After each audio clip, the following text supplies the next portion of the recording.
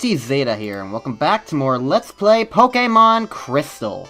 In the last episode, we started the game, and started awkwardly, to say the least, because this is all post and whatever, and I'm trying to be a little bit better about the commentary in this episode, because I just went through the entire original take of this episode, and wrote notes down on everything I said so that I can kind of vaguely repeat it all. Or at the very least, in a situation where I'm, like, pausing to, like, on the text box to, like, talk about something, I know what I was originally talking about, and can say something along those lines, as if it were happening currently. I don't know. Either way, welcome back to Let's Play Pokemon Crystal! So in this episode, we are making our way to Violet City, because we want to get our first gym badge. So we're just going to completely ignore Cherry Grove here. Nobody really cares about it. It's a thing that exists, and we don't need it. So we just move on with our lives, and that's it. So, yay. And hey, look, it's a Spinarak! Spinarak's actually kind of one of my favorite bug-type Pokemon. Not my absolute favorite, but one of them. The whole family line. So, in finding the Spinarak, I was like, oh, huh, you know, I kind of want to catch that. And I was like, can I catch her without killing her? And so I was kind of a bit hesitant, but yes, it turns out I could scratch without killing the Spinarak. So, then I just throw a Pokeball and see what happens.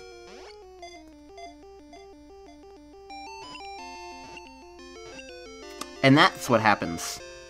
So, we now have our second team member. So, apologies to arachnophobes everywhere, because Spinarak. She's here to stay, and I name her Kelly because I just kind of do. I did not have a reason then, I still don't have a reason now. She's just Kelly. So, that's the end of that story. Anyways, we got a trainer battle coming up, which, at least according to my notes, which is worth mentioning, because I didn't really do a great job of explaining it in the last episode. So, like, I'm not gonna be showing every single battle in the Let's Play, because it's too much, but it is worth showing some battles. So I'm probably gonna try and focus on having, like, all the mandatory battles are obviously gonna be in it, but a lot of random encounters, or, like, lesser important trainers, like if there's a lot of trainers in a row or something, then I might cut out a couple of them.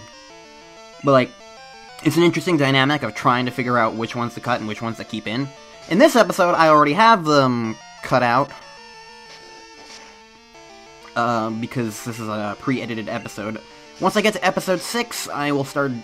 I might not even do post-commentary by that point, at least not full post-commentary. We'll see what happens. I need to look at how messed up that audio is, because I only pre-edited 5 episodes of Pokemon Crystal back in 2018, so those are the first 5 episodes are the only ones that are guaranteed to be post-commentated, etc., etc.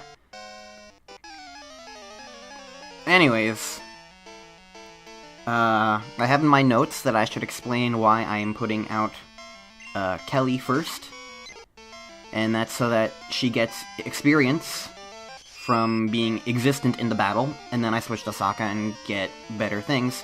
Right now, I'm considering keeping her out against the Pidgey, but she has low health and a type disadvantage, so I'm just like, no, I'm just gonna send out Sokka. Just be on the safe side. That's the theme of this episode. Be on the safe side. You're gonna see that a lot, as I don't try taking many risks.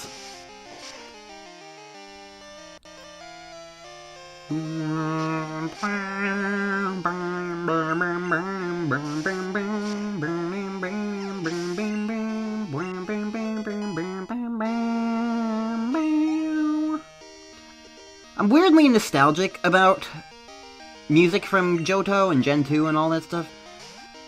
I feel like some of it is because Pokemon Fire Red adds an entire new area, the Sevi Islands, which, like, it wasn't in original Kanto, but it's just like, it's just a new small mini region, I guess, and it has Johto music in it, and so, like, I know a lot of Johto route themes that way, but, like, for music like the battles, it's weird to me, because it's just like, I didn't really grow up with it, so it's weird that I have nostalgia for it, but it's still great music. It's a really good OST.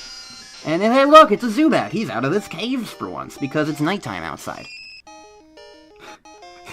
In my notes here, I have written down, how about this time I don't mock Zubat relentlessly, because, oh man, the original commentary here was like, why the fuck is Zubat here? No one cares about you! Go away! No one likes you! And it's like, that's not nice.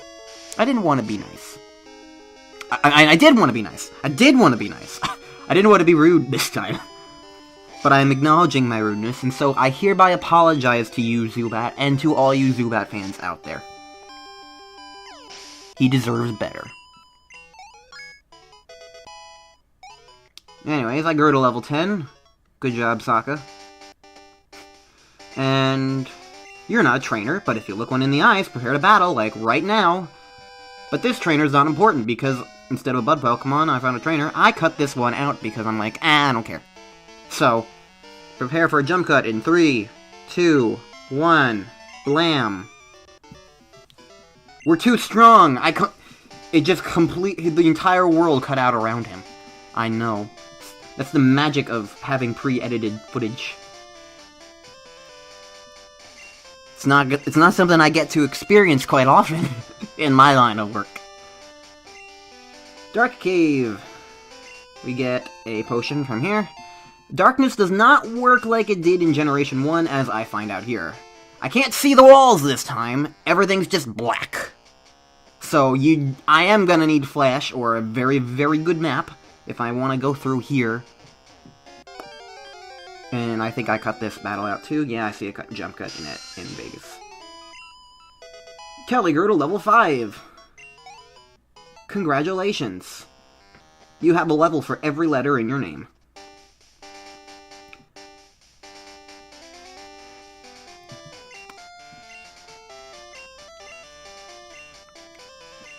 I just had this weird memory of, like, I remember thinking back in the day that, like, you couldn't have a Pokemon under level 5. For some reason, that was just, like, the default in my head.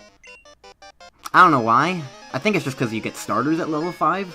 But either way, Kelly grew another level! And she learned Scary Face! She's gonna be the most frightening bug ever! Rawr! Also, she got poisoned. So, it's gonna freak me out in a second. Yep, there we go. So now I'm like, okay, well, she's poisoned, and Sokka's kind of doing low, so I'm just gonna go to my backpack and be like, hey, I'm gonna cure you with this poison cure berry I picked up. And use it on... Oh, Sokka, not Kelly. Sorry, I didn't experience the battle again. That was a year ago. Which, by the way, I should add, I actually did check. It was literally an entire year ago when I stopped recording this stuff. So, I mean it when I say it was a year ago that I was recording this and doing this stuff. Anyways, I'm just trying to aim for, like, to see what else is around here. I'm looking to see if I can find a Hoot Hoot, but I end up not going for a Hoot Hoot because instead I find... after cutting out that Zubat, I find... a Bellsprout! And I'm like, huh. Because I used a Bellsprout in my Pokemon Blue Let's Play. Demise. You remember her, right? She was fun. She was useful. So I was kind of like, huh. I wouldn't mind getting another Bellsprout. It wasn't what I was looking for, but why not? I mean, he is right here, and he could be useful. I don't have a Grass or Poison type yet. Actually, I don't know if Kelly's Poison type. I don't know if Bellsprout's Poison type, actually. I'm pretty certain the evolutions of Bellsprout might be. I don't know. Search me. Either way, I'm like, okay, I'm gonna go for Bellsprout. But I was a little hesitant and confused, because I was like, huh. It wasn't what I was expecting. I wasn't looking for it. But I got it. Anyways, I'm like, well, I'm about to die, so I'm just gonna throw a Pokeball and hope to God that it works.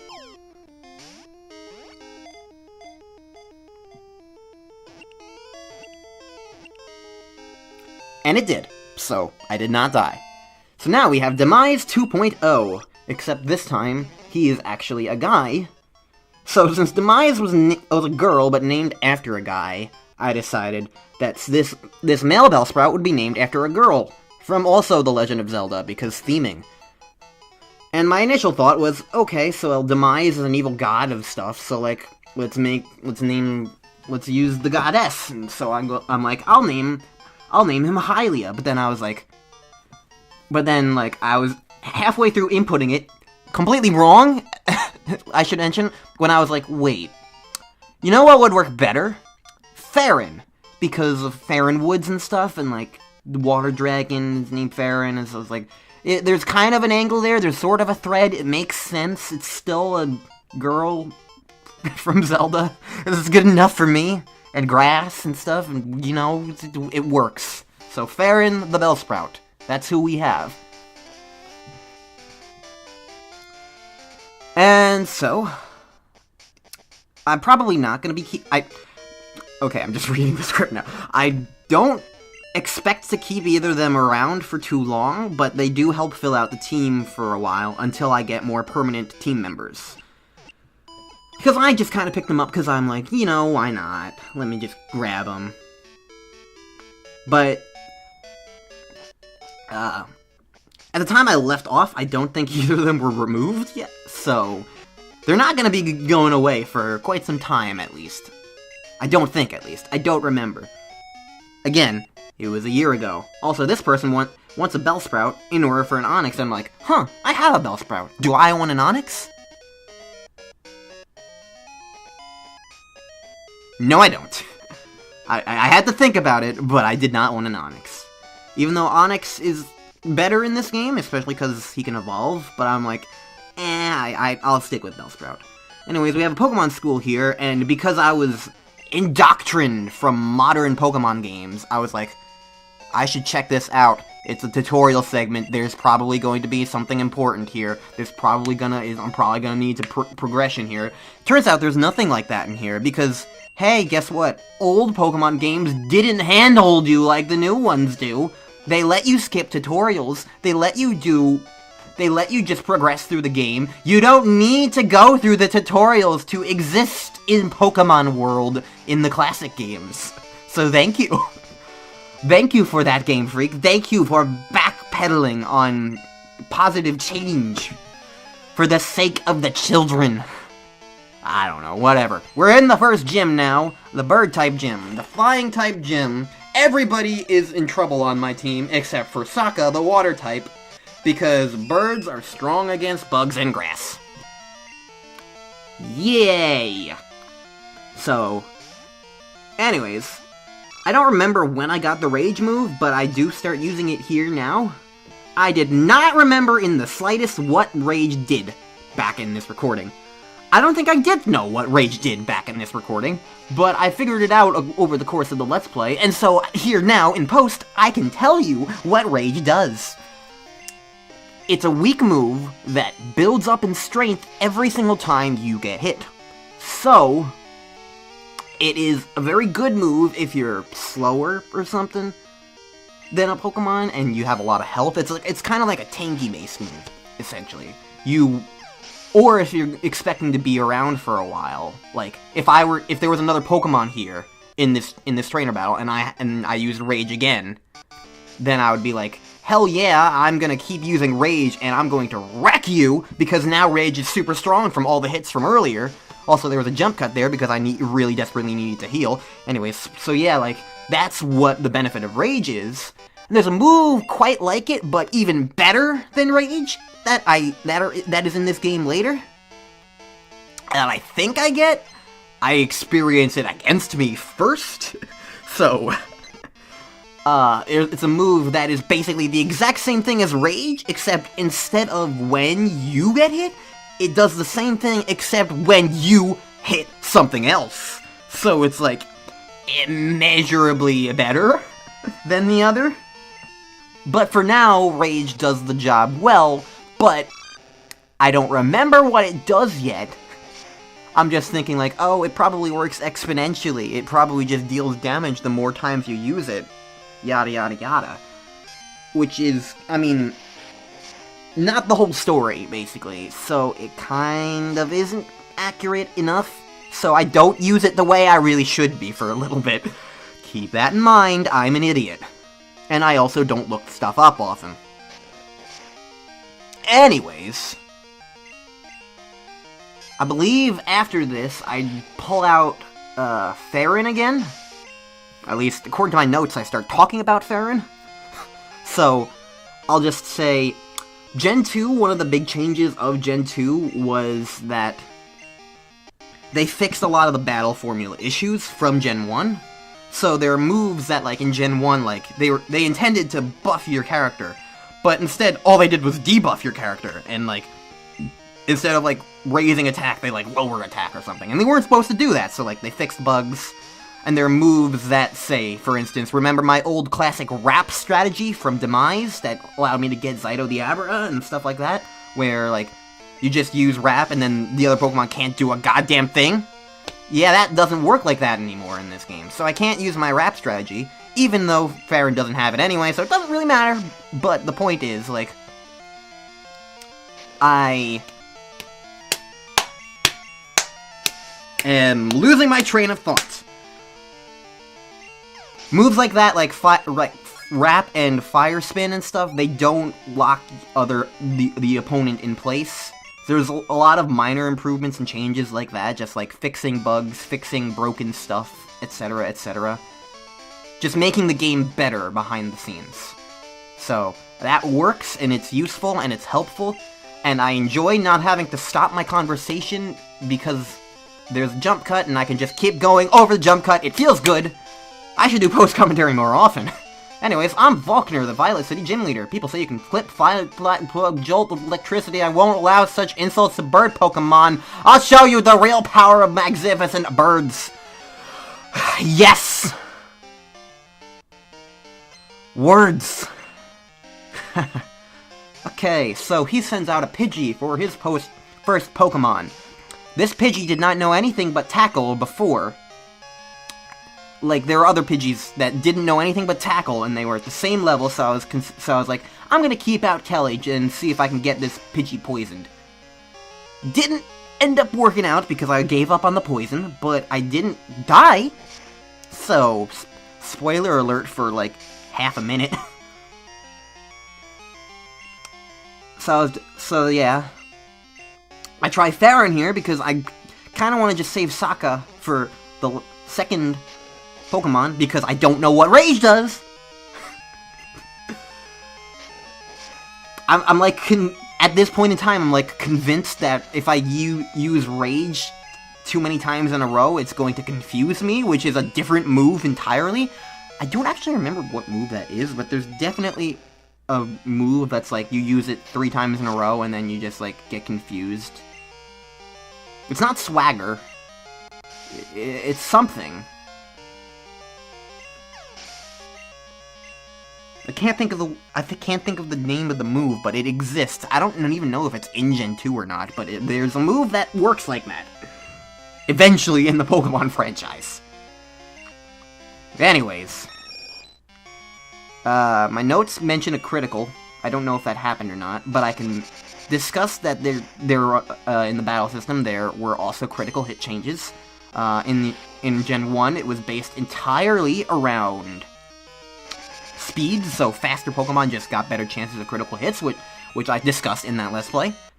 I think from here and now, the critical hit chance is just a general other chance thingamahoozy that is separate from that. So, yeah. Anyways, for another better safe than sorry situation, I probably could have survived another hit and just killed the Pidgeotto, but I'm like, I don't want to chance that, so I'm just gonna use a potion and heal, because I'm a wuss. And also, if Sokka died, then I would be out of luck, because everybody else would die horribly. See, look at that. I would have survived. I absolutely would have survived. Anyways. We have won! We have beaten Falkner. And we have collected our first gym badge. And grew to level 12. Leader Falkner was defeated. Darn, my dad's cherished bird Pokemon. Alright, take this. It's the official Zephyr badge. Scroll through text way too fast to actually read. Zephyr badge raises the attack of blah blah blah. It enables Pokemon to use Flash if they have it. Okay, take this too. We got... It's something. By using a TM, it'll instantly learn a move. Think before you act. It can only be used once. It contains Mud Slap. It reduces enemy accuracy. It is both defensive and offensive. But mainly defensive, because the offensive part of that move is not that great. But it's better than other ones. Anyways, Professor Elm is talking to us. We discovered something about the egg. My assistant is at the Pokemon Center in Violet City. Could you talk to him? Sure thing. I'll do exactly that. I know where the Pokemon Center is, because even though I used it off screen, I have used it twice now. Ulti, long time no see. He asked me to find you. He has another favor to ask. Would you take the Pokemon egg? We received egg! I have been given an egg! We discovered that Pokemon will not hatch until it grows in an egg. It also has to be with other active Pokemon to hatch. You're the only person we can rely on. Please call Professor Elm when that egg hatches. Sure can do. Anyways, now that we have an egg, we can proceed to the next area and do stuff in the next episode of Pokémon Crystal. How exciting. We also healed the egg. I don't know if it had any damage, but now it's healed. So yay, exciting. I am going to be keeping that egg in my inventory because it's useful. It moves around sometimes. It must be close to hatching. In the GBA games, that would kind of indicate like it's almost about to hatch, but I don't know about this one. Anyways, it just faded out, so oops. Goodbye, everybody. I should not keep talking.